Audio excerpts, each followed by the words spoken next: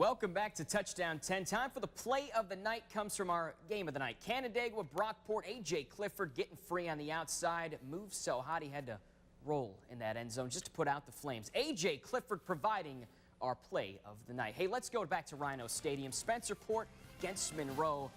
First time Monroe has had a team on the field in 3 decades. First quarter, Spencerport up 6, but history made for the Red Jackets. Anthony Colon to Tyquill Glasgow, excuse me. We tied it at 6. Moved to the end of the first. Spencerport rolling, or rather running that triple option to perfection. Scotty Berry, that run so sweet, so sweet. Rangers rolling in this one tonight, 52-21, but history made for Monroe. Congratulations to that school. It's time for a look at our top performers of the night. Brighton's Jason Cunningham, 21 carries, 218 yards on the ground, a pair of TDs. How about Spencerport's Antonio Reyes? 7 carries, 101 yards, 2 TDs. And finally, Avon's Ricky Schifino, 6 receptions, 128 yards, 1 TD on the night. Congratulations to all of those young men. If playoff hockey is a battle, then the Lightning Penguins series has been nothing short of a war. After 6 arduous battles, we're back to where it all started.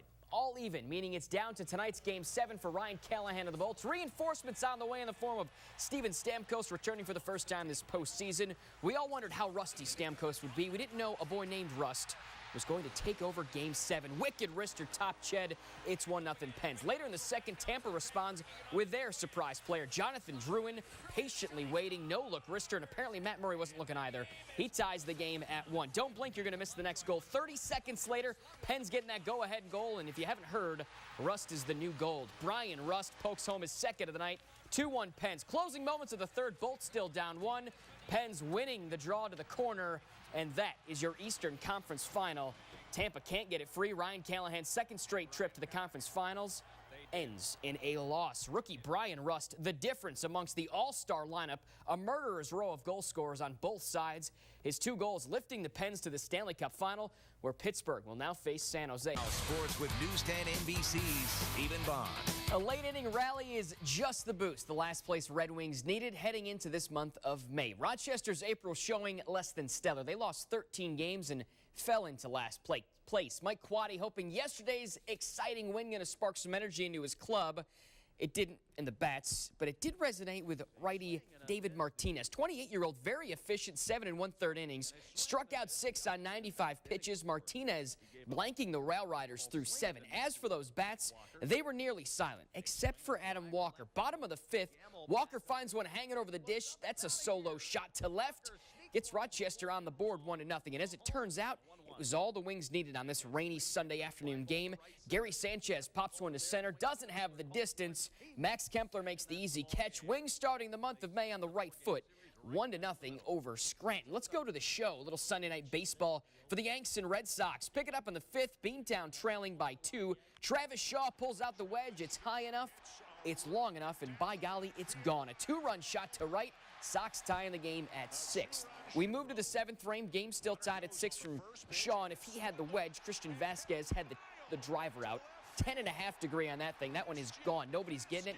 Not even the folks on the Green Monster. Sox took the lead 8-6. Yanks made 1 run back. It's 8-7 in the 9th. How about the Mets? They've been red hot as of late.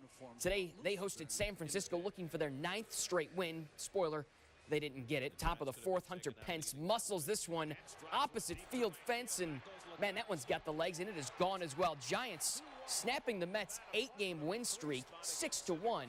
The final. On the ice, a pair of Rochester natives doing battle for Lord Stanley's Cup.